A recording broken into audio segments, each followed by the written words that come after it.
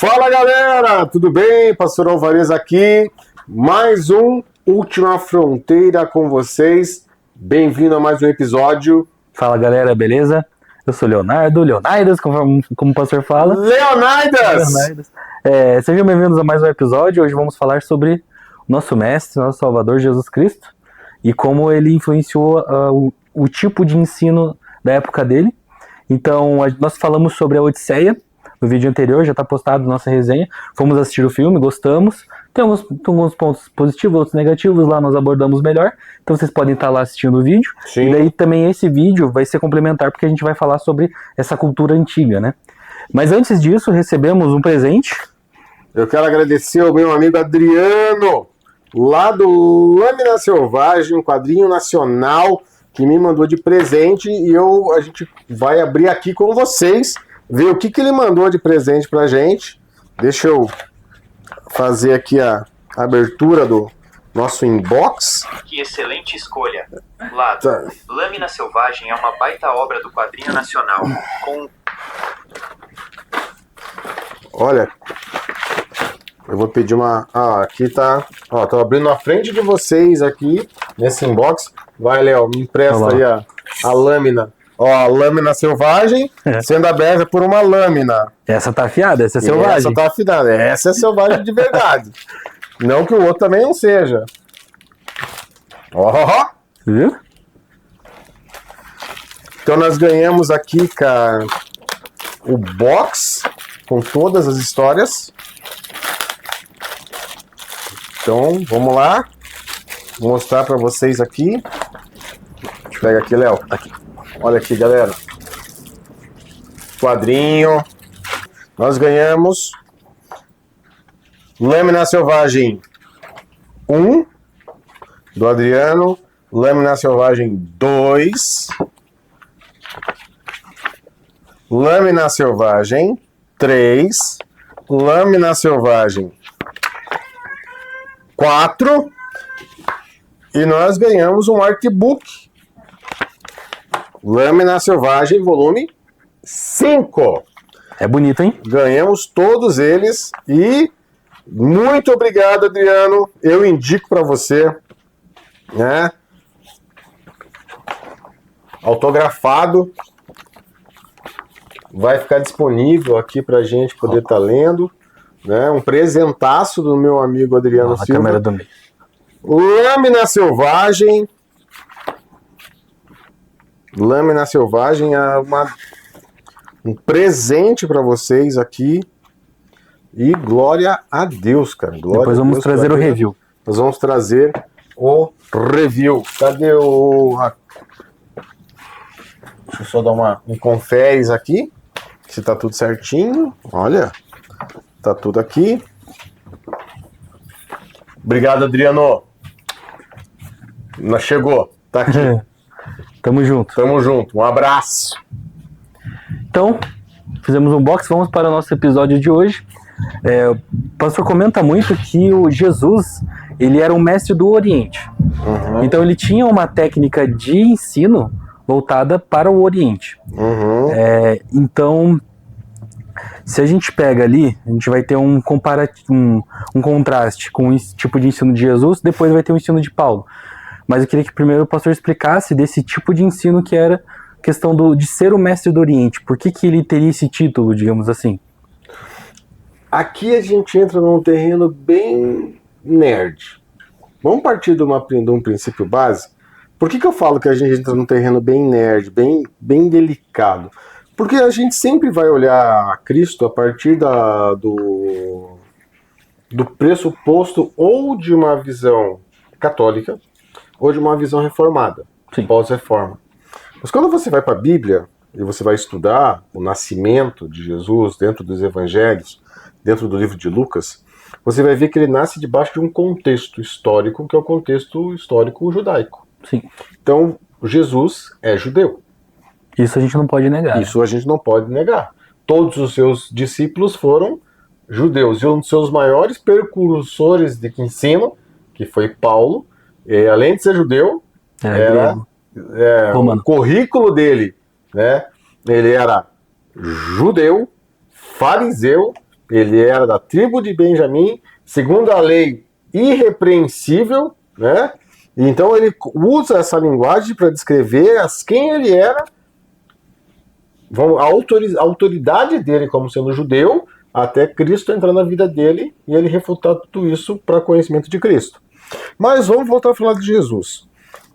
Jesus, e eu já brinquei com isso algumas vezes, né, cara, é um nerd, é o nosso mestre nerd supremo. O mais nerd de todos os tempos. O mais nerd de todos, porque Jesus estuda na escola rabínica, né, cara? É impossível você ler os evangelhos e você não encontrar um Cristo que estudou dentro da escola. Porque você vai ter várias passagens, ou uma parte da história de Jesus, e a gente não vai entrar naquela viagem que dos 9, dos 12 até os 30, ele foi lá, até os 29, ele foi para o Oriente aprender com uma galera tentar vender aí. Isso daí a gente não... Né? A gente não vai entrar nisso, mas o que você precisa entender é que Jesus, ele está com 12 anos sentado, aprendendo e ensinando junto com os mestres numa sinagoga.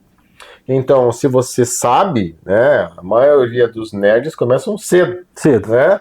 Normalmente é numa biblioteca, e essa biblioteca é da escola. Exatamente. Então vamos olhar para a vida de Jesus. Jesus está estudando, Jesus é o homem que representa, ele está estudando quando criança.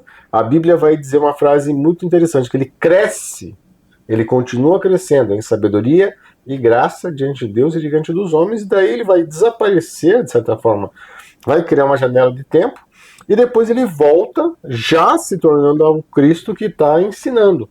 Só que tem uma passagem, cara, muito interessante, que chamam Jesus de Rabi, e Jesus chega, e ele chega no templo, e ele pega o rolo de Isaías, abre o rolo de Isaías, no que hoje nós chamamos de Isaías 53, e na época não tinha essa nomenclatura, né? Não tinha divisão naquela época de capítulo nem de versículo. E diante disso ele diz assim que ele é o Messias que havia de vir. Então, tipo assim, o ano aceitável do Senhor, que curaria os enfermos, libertaria os cativos, e Jesus pega e abre. Só tinha uma forma disso acontecer. Ele ser um rabi, ele ser um mestre da palavra, com autoridade no sinédrio, para poder adentrar, parar na frente do sinédrio inteiro, pegar o rolo, abrir e ler. Então, se não fosse qualquer pessoa, teria impedido, não teria deixado de fazer isso. Se não for, não, e outra, ninguém o chamaria de mestre se ele já não fosse o mestre reconhecido dentro da sinagoga. Sim. Né? Então ele era um estudioso intelectual. Ele era um estudioso da palavra, ele era um estudioso da Torá. E não só da Torá, da Tanakh, né, que é o livro do conhecimento. A Torá, mais os livros de sabedoria, mais os livros históricos, que são os profetas. Então, a lei e os profetas, a lei e os profetas e os livros históricos, que eram Provérbios, Salmos, né? Tipo assim, você vai ter essa divisão entre os livros dos profetas, que são tanto os maiores quanto os menores, que depois eles entram na Bíblia, aquele contexto da Bíblia do Antigo Testamento, né? Ou vamos colocar dessa forma, né? Do Antigo Testamento, que nós chamamos de Antigo Testamento.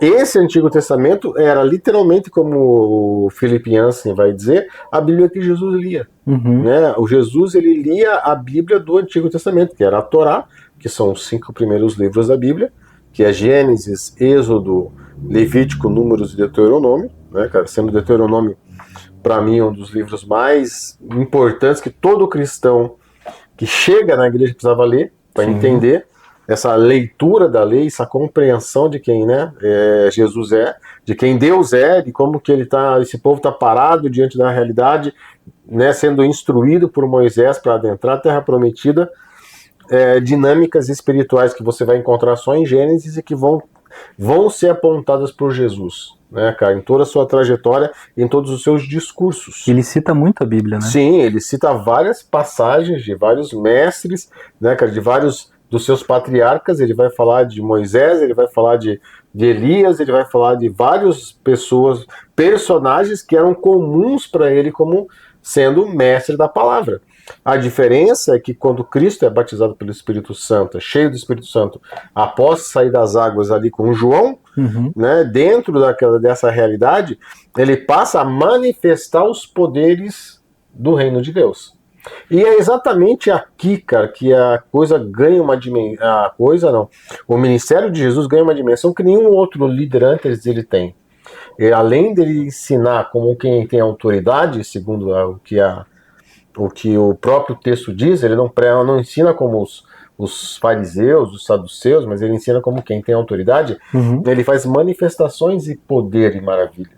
Ele complementa uma coisa Ele com a outra, né? complementa, ele cura, ele coloca para correr demônios, né? Ele coloca a palavra que ele já conhecia em prática também. Em prática, e principalmente a ação do Espírito Santo mexe com o mundo espiritual. Sim. E esse mexer com o mundo espiritual é a ordenança de Cristo para a continuidade do seu ministério, que é o que está lá em Mateus 28, que é onde diz que nós vamos fazer as mesmas coisas que ele fez: curar enfermos, expulsar demônios, pregar o evangelho, batizar em nome do Pai, do Filho e do Espírito Santo. Por mais que tenha algumas linhas Os dons não que cessaram. discutem... Não. A gente acredita que os dons continuam, né? Então, aqui é um ponto bem delicado para se falar, né? Porque assim, nós não somos cessacionistas, né? Nós somos uns continuistas. Por que essa divisão, né? Nós cremos que os dons continuam ativos. Sim. Né? Nós não cremos que eles cessaram com o último apóstolo, como algumas linhas defendem. Nós cremos na continuidade dos dons. Que é o quê? Que hoje em Cristo, você cheio do Espírito Santo, você manifesta os mesmos dons. É claro, cara, que essa discussão ela precisaria de tempo para a gente discorrer na Só uma parte pincelada, teológica, né? Entrar nesses meandros que a galera gosta de discutir na internet. O que a gente precisa entender? Não existe, até onde eu sei, nenhum versículo que oficialize essa fala. Sim. Que os dons cessaram. Porque Jesus diz que nós faríamos obras iguais às dele, ainda faríamos obras maiores. Você vai para um evangelho você vai para uma palavra, você vai para um Atos dos Apóstolos, as obras de poder continuam acontecendo. Parece que não acabou com os apóstolos, parece que começou com os apóstolos. Exatamente. Parece que depois que veio o Pentecostes, veio o preenchimento de poder, que nós batizamos de Pentecostes, mas o nome não é esse, né? A Bíblia vai dizer assim que aqueles homens estavam naquele local, 120 pessoas, elas foram cheias do Espírito Santo, né, no dia de Pentecostes. Nós batizamos essa ação como Pentecostes, mas a ação foi ser cheia do poder. Sim. A festa já existia desde a época que ela foi criada no deserto, lá do Êxodo. A festa dos Pentecostes, nós demos outro significado, são as 50 né? semanas, a gente já deu um outro significado.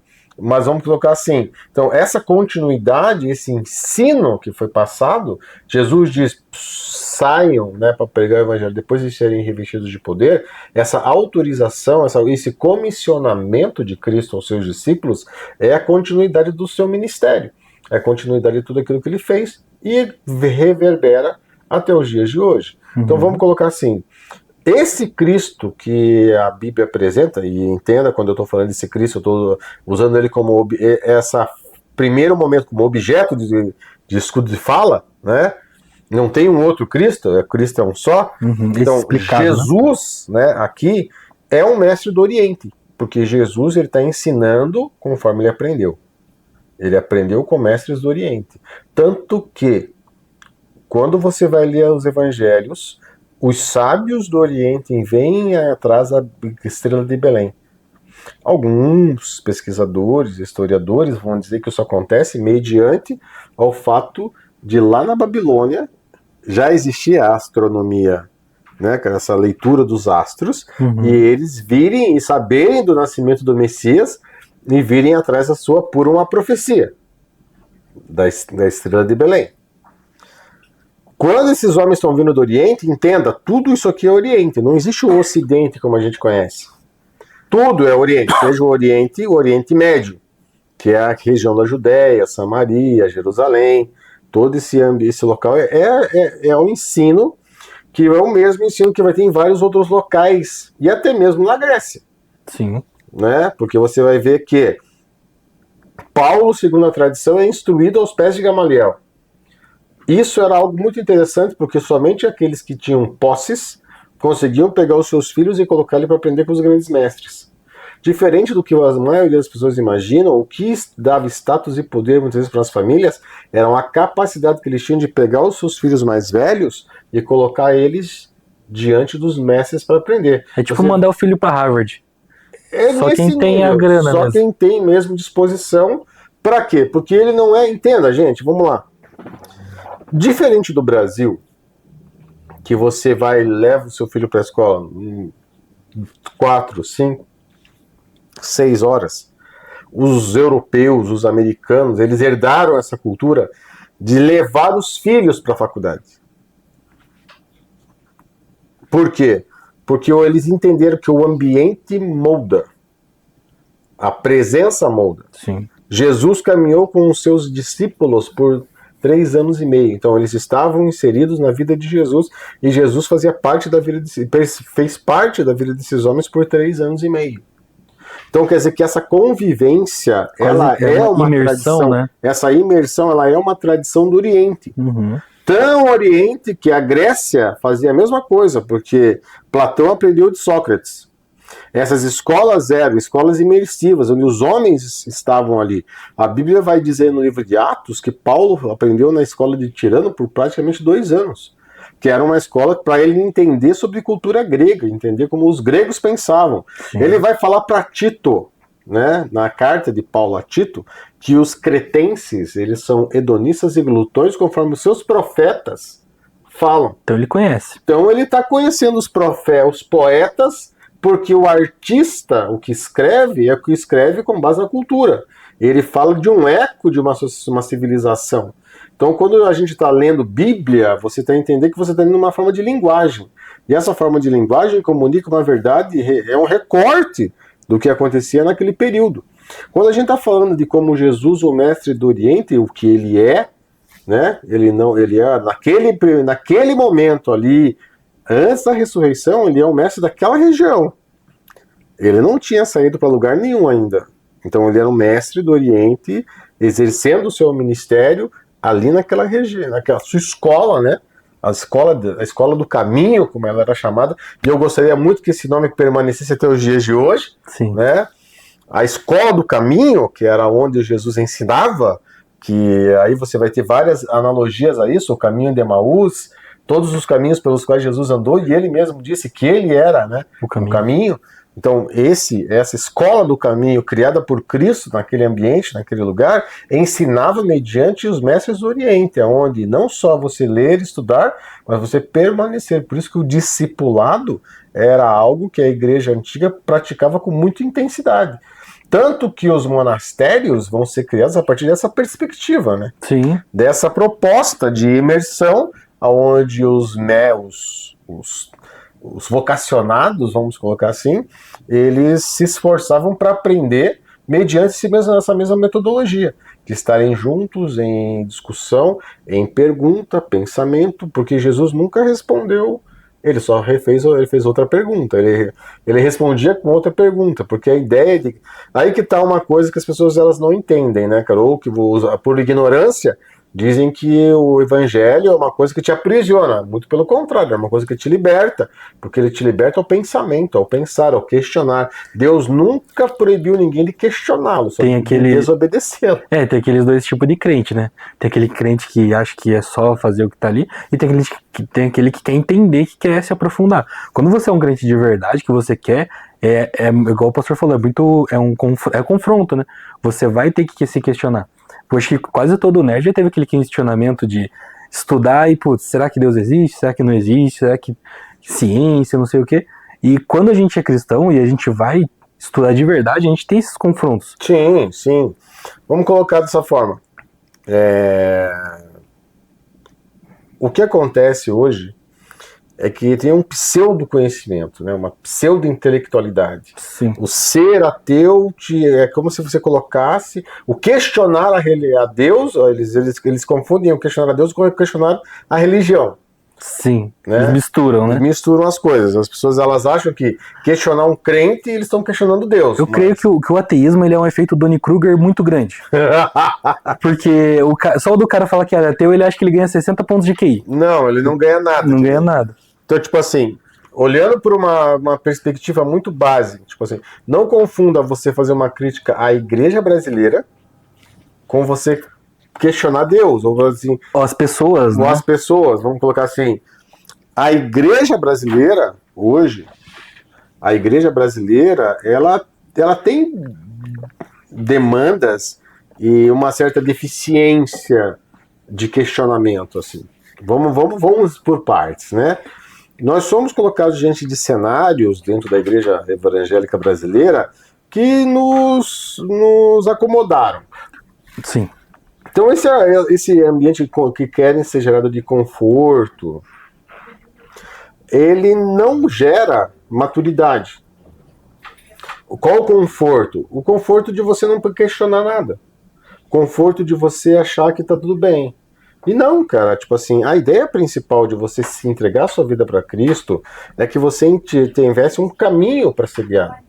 Uma grande jornada do herói. Porque, querendo ou não, por mais que o Campbell considerasse o cristianismo uma das piores ferramentas para isso, eu acredito que é muito pelo contrário, né? Eu acredito que o cristianismo é a melhor ferramenta para a jornada do herói, nesse sentido. Porque ela, quando vivida da forma de ser discípulo de Jesus, você vai fazer toda essa trajetória. Você vai subir esses degraus, você vai trilhar esse caminho. Né? Você vai ir para um ambiente onde, como diz, e tem que tomar muito cuidado com esse versículo, né, cara? Porque ele virou coqueluche de coach, né, cara? Então, Coqueluche. coqueluche de coach, que é Romanos 12:2, né? É complicado você entender, porque o Romanos tá falando de outra coisa. Paulo tá usando Cara, a carta de Paulo à igreja de Roma, a carta de Romanos, segundo muitos historiadores, ela é a síntese da teologia de Paulo. Sim. Né? Ela é a síntese do evangelho de Paulo. O que Paulo cria. E Paulo foi um cara tão à frente do seu tempo, que é o cara que consegue fazer a migração, a mutação, né, desse evangelho, que é oriental, judaico, para uma linguagem grega. Tipo, ele consegue fazer essa mais ponte, lógica, né? Ele consegue aplicar essa lógica, até mesmo aristotélica, para dentro do pensamento e trazer para o ambiente grego a linguagem de Cristo. E se você for parar para pensar dessa forma, esse cara, ele é um nível de intelectualidade e espiritualidade acima da média. Sim. Então, se você pensar que Paulo usava da sua inteligência, Cristo usava da sua inteligência para pregar o evangelho de forma até simples, porque Jesus ele vai fazer as parábolas se tornarem táteis, né? O Jesus ele simplificava pro mais simples do camponês entender e pro mais Então, eram nobre. parábolas agropastoris para quem era do campo, era parábola de pesca para quem era pescador, e era exortação de religião para quem era religioso. Tipo, Pros rabinos. Pros rabinos era pura exortação, né? Era palavra e chicote. Chicote. Mas assim... Fariseus, né? Exatamente. Fariseus, saduceus, os doutores da lei, né? Tipo assim, Jesus, quando falava de religião, ele cobrava uma espiritualidade que esses homens não alcançavam entender. Diferente quando ele chegava pro povo. Ele explicava a partir da linguagem tátil, né, cara? Tipo assim, você olhava para as pessoas sabiam o que era um grão de mostarda. E essa inteligência de Jesus para poder ensinar da forma que a pessoa ia entender, eu acho isso absurdo. Então, mas uma das questões que você percebe é que ele ensinava de uma forma geral para todos, as pessoas que vinham questionar, ele perguntava para elas, ele não dava nenhuma resposta, ele só queria que elas parassem. Porque toda vez que você recebe uma pergunta, inconscientemente você está em busca da resposta. Então a primeira coisa que Jesus fazia com você é fazer você pensar. Não dava de bandeja, assim. Não, fazia você exercitar a sua capacidade. Sim. Você respondia. Poucas vezes você vê, a não ser que no leproso, que o senhor pode me limpar? Posso. Por quê? Porque o limpar tem a ver com a lei. Isso era uma coisa que um dia a gente podia falar sobre isso. Jesus cumpriu a lei e ele aplicou a lei. Sim. Toda mosaica. Toda ela. O Levítico praticamente inteiro passa pelos 4 evangelhos. Quando ele manda os leprosos irem lá fazer a oferta de sacrifício de Moisés, né, com base naquilo que eles têm, para que eles possam ser reintroduzidos novamente na comunidade de Israel. Acontece a mesma coisa com a mulher samaritana, com a mulher do fluxo de sangue. Ela é levada ali naquele lugar, ele pede para que ela conte a história no ponto de vista de que se ela não fala, ela não consegue ser reintroduzida na família.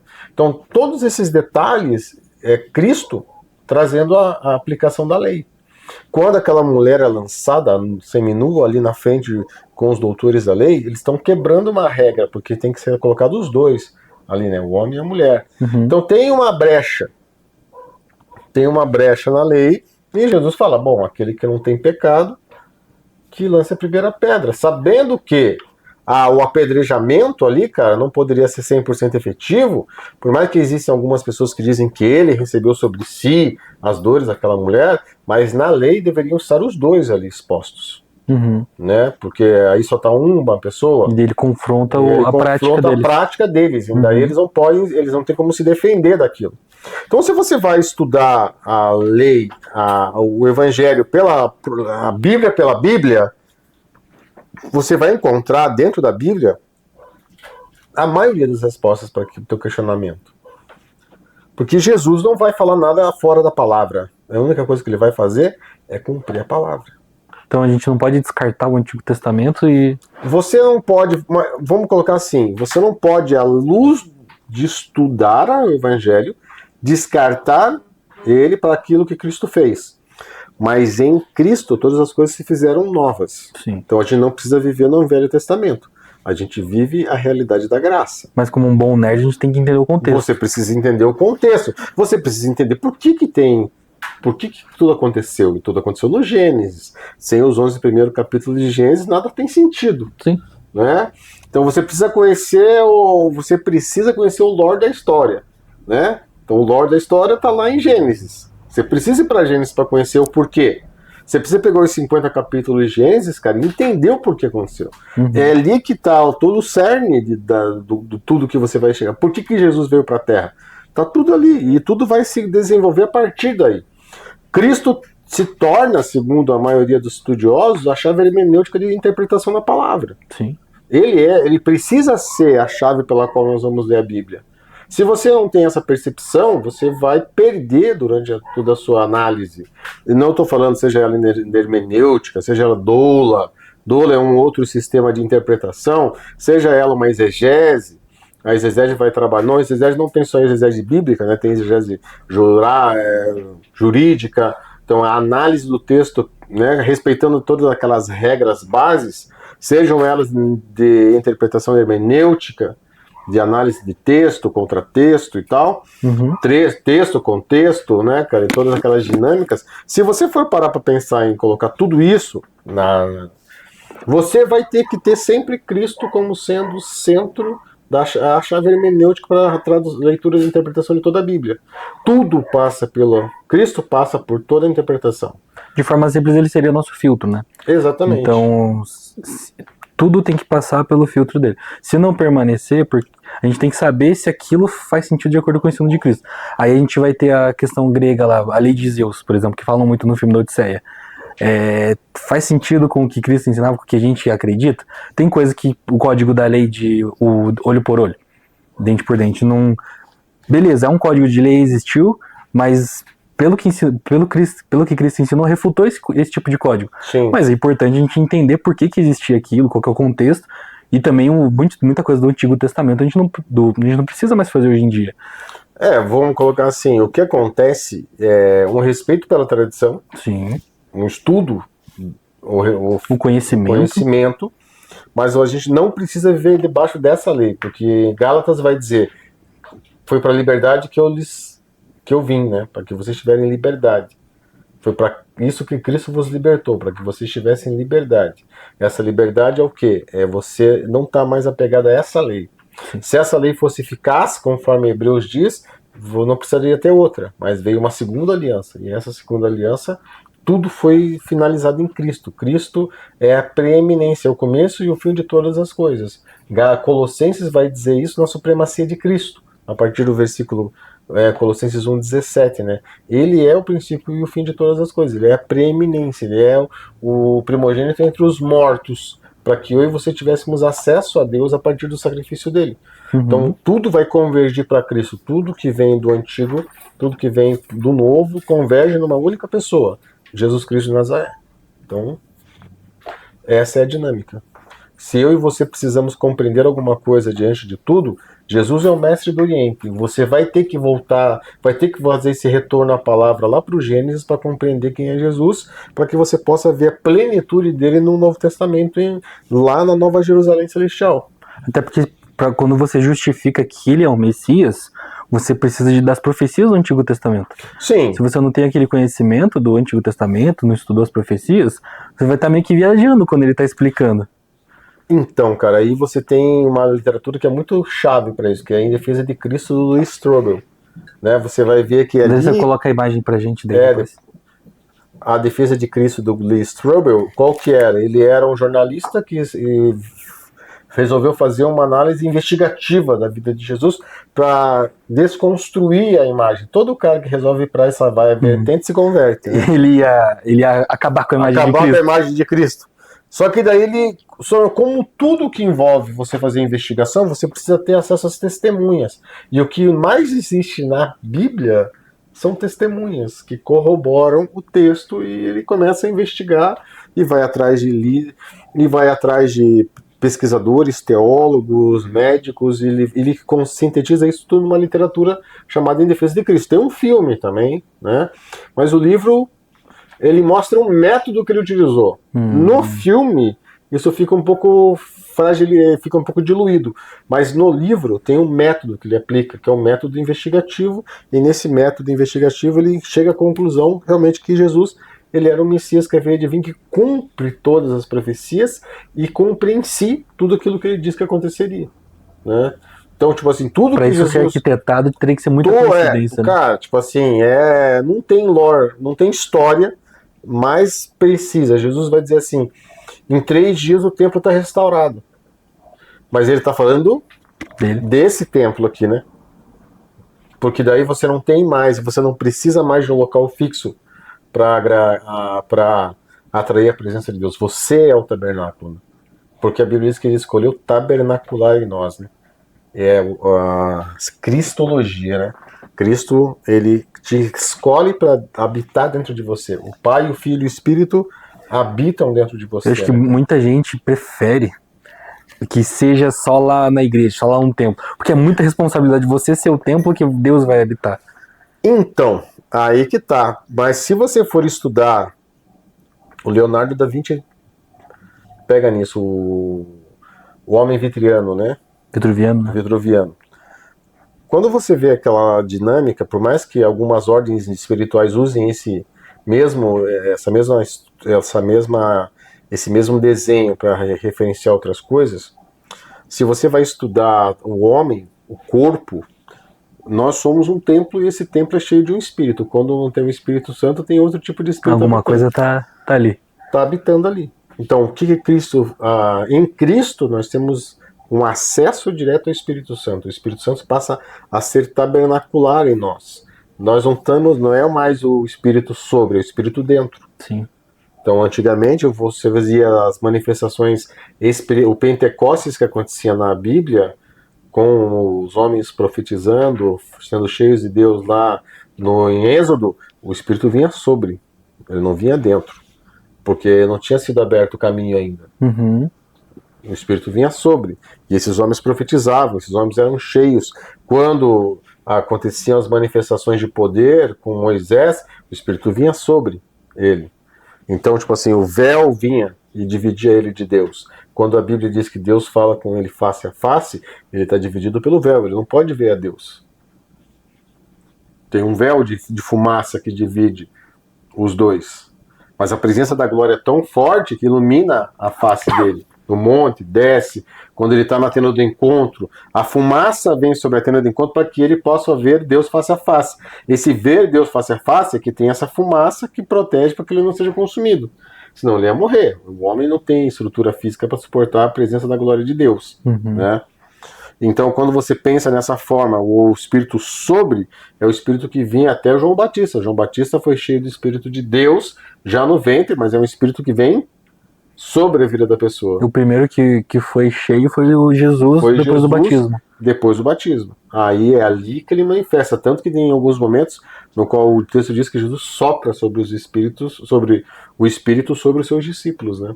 Ele os comissiona Antes de Pentecostes? antes de Pentecostes. Então ele já... Ele os comissiona e eles já são.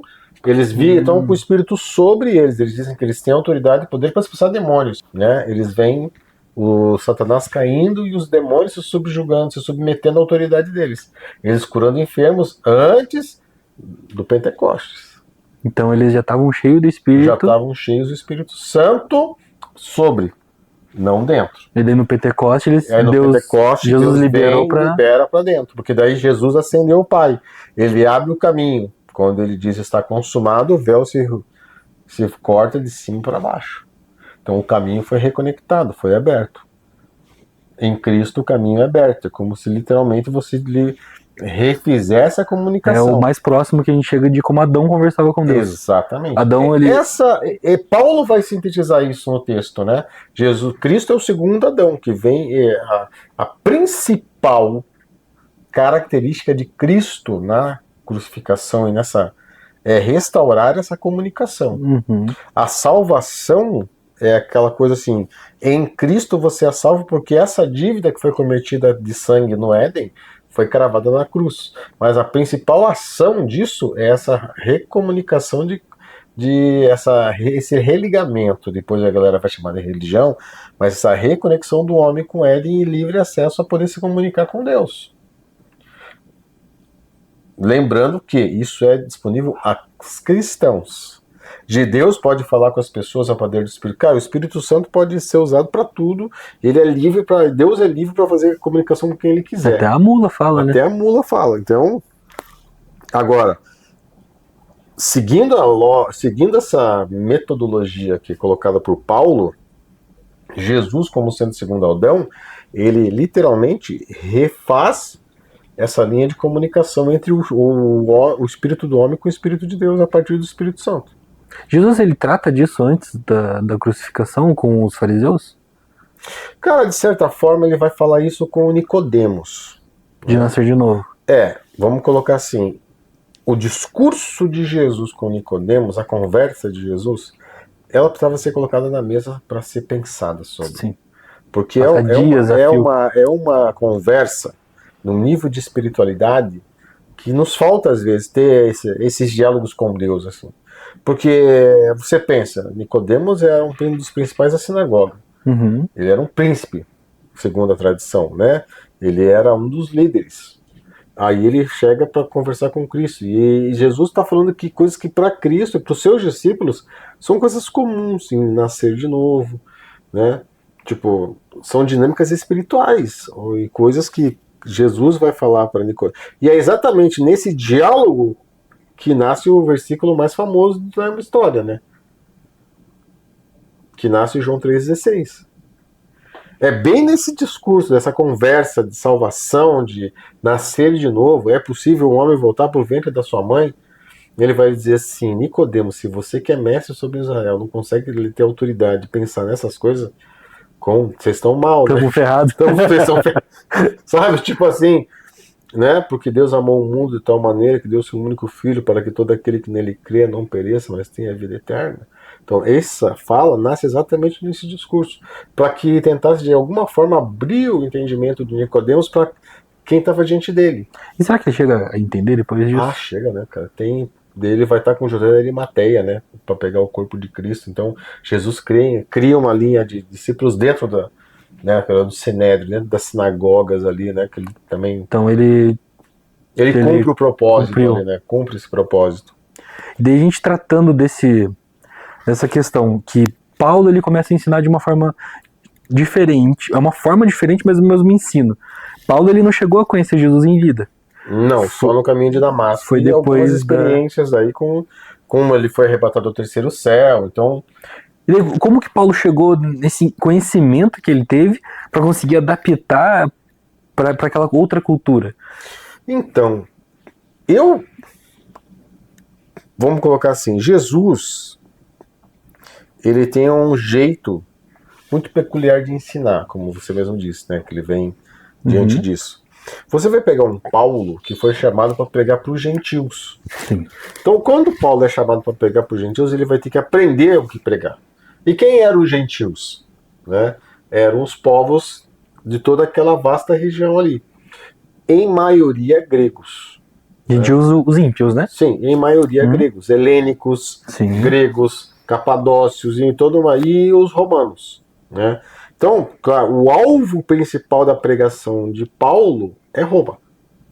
Porque Roma é o centro do império. Então ele quer levar o evangelho para o lugar principal, onde se ali o imperador romano se converte, Aí fechou. fechou. O que vai acontecer depois. Mas naquele primeiro momento, Paulo vai ter que aprender a arte grega de ensino. Então ele tinha um objetivo ali, Ele tinha uma obsessão, uma obsessão. de pregar para os gentios.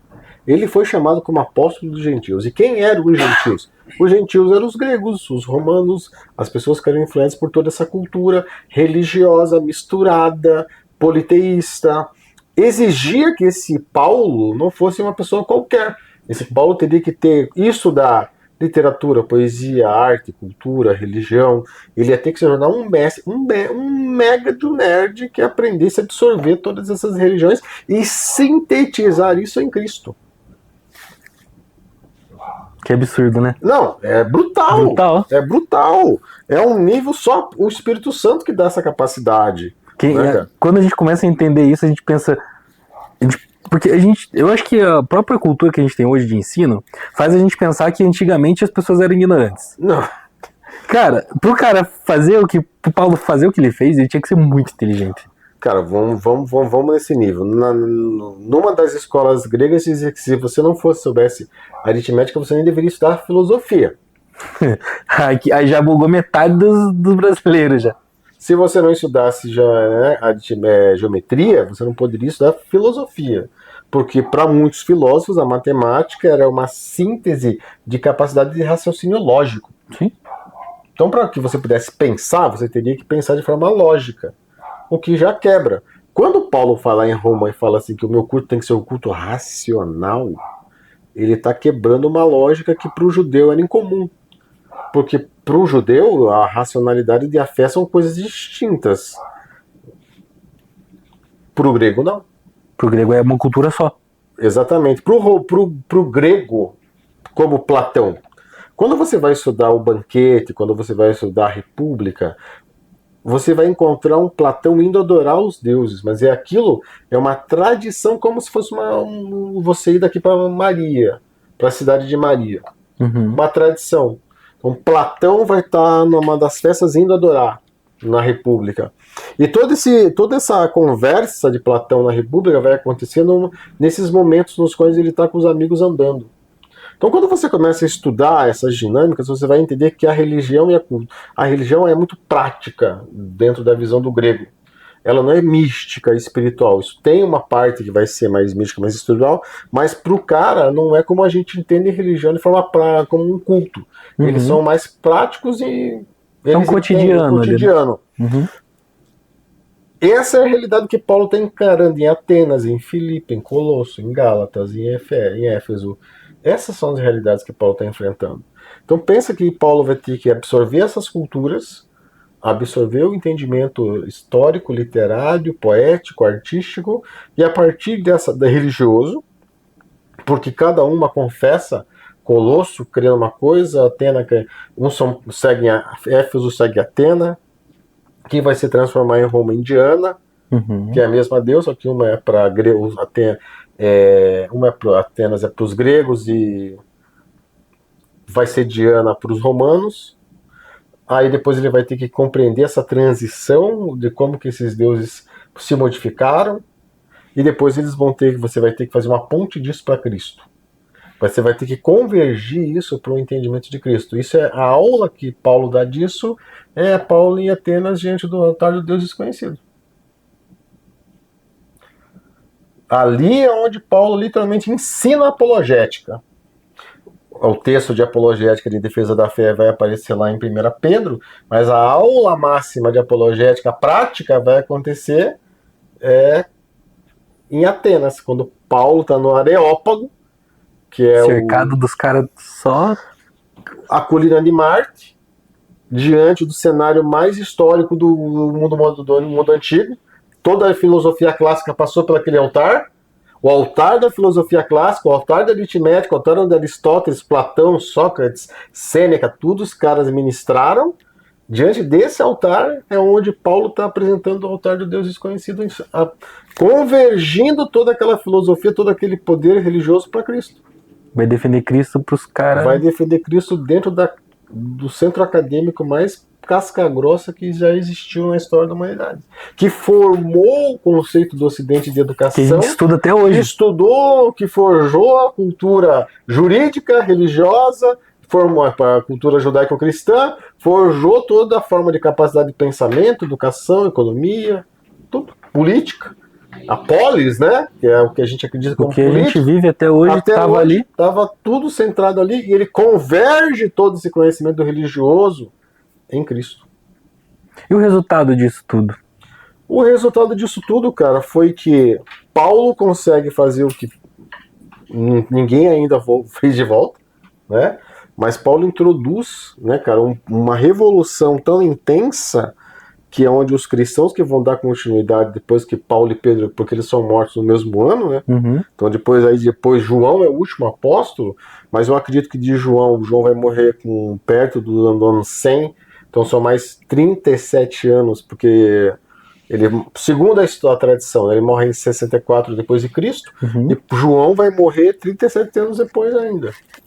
Então quer dizer que essa janela aqui, o cristianismo está sendo construído ali, a parte que aparece que Nero põe fogo em Roma, e aí os cristãos são culpados pelo fogo, e toda aquela história que a gente conhece, que a história representa, e ali em Roma começa uma revolução interna relacionada ao cristianismo. Que aí um dia, você já conhece a história, Constantino se levanta e institucionaliza, aí que começa a derrocada do evangelho. Tipo assim. Que aí começa a disseminar. Mas tudo que introduziu foi Paulo. Paulo, Priscila, Áquila, Apolo. Paulo é o epicentro disso tudo, né, cara? Tipo assim, Paulo é o grande divulgador é o Paulo que mais compõe e escreve, né? Ele sintetizou o ensino nas cartas, e as cartas correm toda aquela região. Colosso vai levar a carta de igreja de Colossenses, vai ser lá em Laodiceia. Laodiceia está no mesmo caminho. Então, quando você vai lá para o livro do Apocalipse, das 7 igrejas da Ásia, essas igrejas elas são muito mais distantes e essas cartas estão sendo espalhadas por toda aquela região. Então, a comunicação de cartas, que era uma forma que se tornou uma forma de levar até o evangelho, se torna uma ferramenta de evangelização poderosíssima, que corre. E por isso que as cópias se tornaram por isso que nós temos tantas cópias do Evangelho, porque como isso se tornou uma única ferramenta de propagação de ideias, bem antes de Gutenberg, né? 1500. Então aqueles homens passaram a escrever, copiar as cartas com o mesmo critério de cuidado que os escribas copiavam a Torá, e as cartas começaram a ir, por isso que hoje a gente tem réplicas, né? A gente tem cópias das cartas muito superiores a qualquer outra literatura do mundo. Tem acho que mais de 6.000, né? Cara, você vai ter na Ilíada, eu acho que a Ilíada e a Odisseia são as que mais têm cópias das coisas antigas. Você vai ter citações de Alexandre o Grande. Não existe nada que fale, que realmente escrito sobre as citações. Você vai ter vários caras que a gente entende assim como líderes mundiais, que não existe nada de oficial escrito, são citações. E agora a Bíblia, que tem a quantidade de cópias, a galera acha que é ficção. O próprio Platão e Aristóteles era... Então, cara, tipo assim, Sócrates, eu acho que é mais Sócrates, porque Sócrates, ele é falado por Platão nas suas obras, né? Não tem um livro de Sócrates. Não tem algo escrito, exatamente. Tem assim a sua... Dentro disso tem a biografia, tem dizendo que ele vai defender a verdade, ele vai se envenenar para defender uma verdade. Isso dá tudo descrito por Platão, né, cara? Descrito na história Uhum. por isso. Então, quando você pensa nessa forma, você pensa assim, cara, se a gente tem todo esse recurso defendido, né? Ah, mas aí as pessoas vão questionar os códex, vão questionar o que foi colocado, vão questionar as datações. Eu falei, cara, mas usa o método de história, né? Cruza. É um pouco raso, né? Porque os historiadores, quando chegaram naquele ponto, só tem coisas que não tem uma discussão. Porque, foi alterado. Não foi alterado. Porque eles não sabiam nem escrever, aquelas pessoas que faziam as cópias, era só copiar o desenho. O que tinha de diferença de tradução nas bíblias de estudo, ele tá explícito. Você consegue saber qual tradução é diferente da outra. É só você se aprofundar um pouquinho mais, que esse tipo de questionamento raso é muito fácil de cara, superar. o que a gente precisa entender é que a Bíblia, ela é uma das ferramentas de desenvolvimento, de aproximação de Deus mais formidáveis que existem. Não existe nenhum outro livro com essa mesma capacidade no mundo. Quem está falando para você isso é alguém que já leu o Mahabharata, o Bhagavad Gita, os Upanishads, né, cara? Eu já li os Sutras budistas, eu já li o Gilgamesh, né? Tipo assim, então, tipo assim, eu já li o Ramayana mais de uma vez, né? Já li vários contos, já li o livro das Mil e Uma Noites, tipo assim, falando agora entre esses livros, né, cara? Tipo assim, a Bíblia é, cara, de longe, o livro que realmente comunica uma verdade, né? E se eu não estiver enganado, um filósofo famoso, cara, ele falava que a Bíblia é um leão. Ninguém precisa defender, ela se defende sozinha. Né? A Bíblia é como um leão, ninguém precisa defender. Ela sozinha, ela se defende, né? E eu acredito muito nisso, cara, porque a Bíblia ela é um corpo, ela é um corpo vivo, né, cara? Ela é a mão de Deus, é a boca de Deus e Tanto que quando tem algum tipo de ditadura, né? A primeira coisa é tirar a Bíblia da galera. O primeiro mecanismo de acabar com o povo é tirar a Bíblia e depois a família. Exatamente. Isso tem um porquê, né, cara? Uma coisa não sobreexiste. Por que tirar a Bíblia e depois a família? Porque a primeira coisa que Deus cria na Bíblia é a família. É a família. Então tá tudo conectado, né? Tá tudo conectado. E a primeira coisa que as pessoas querem destruir da vida de alguém é a conexão delas com a família e com a sua identidade. É a identidade, é a Bíblia, é a família, tira a Bíblia e depois tira a identidade da pessoa. Tirou a família, tirou a identidade, o cara não tem nada. Tirou Bíblia, família, identidade, já era. Aí a pessoa não sabe, não tem uma origem, ela não sabe para onde ela vai, porque a Bíblia também nos mostra o caminho. Não tem um caminho, a pessoa fica perdida. Ela quer ser um cachorro, quer ser um cavalo, sei lá, porque falta a verdade, né? Aí as pessoas vão dizer assim, mas aqueles lugares onde a Bíblia não existiu Bíblia. Deus tem um jeito certo de tratar com isso depois. Sim. Né? Amém, gente? Muito obrigado. Concluímos mais esse. Isso é só uma introdução, cara. A gente vai poder se aprofundar em cada um desses ambientes. Uma coisa que eu comento muito é que coisas nerds a gente fala por horas. Cristo, Bíblia, a gente fala por dias, meses, anos. Então, esse episódio foi mais específico sobre o método de ensino de Jesus, trazendo também um pouco do ensino de Paulo. Então, acho que é um dos melhores episódios que a gente já gravou. Excelente. Então é isso, pessoal. Assistam os outros episódios, se inscrevam no canal, comentem o que achou.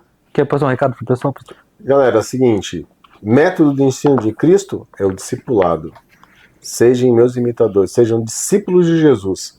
Jesus ensinou que as pessoas precisam aprender caminhando com ele.